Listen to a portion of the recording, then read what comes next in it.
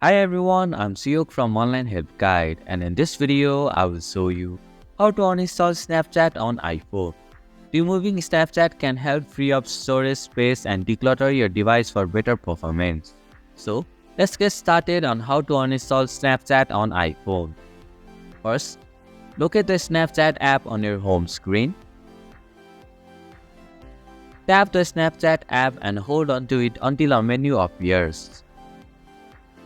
In the menu that appears, select the Remove App option. Choose Delete App option to confirm that you want to uninstall Snapchat.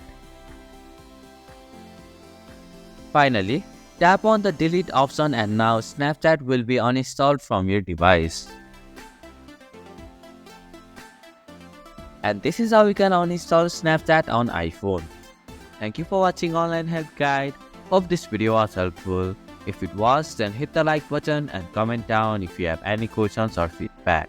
Also, if you are new to our channel, please subscribe and hit the bell icon so that you won't miss our upcoming videos.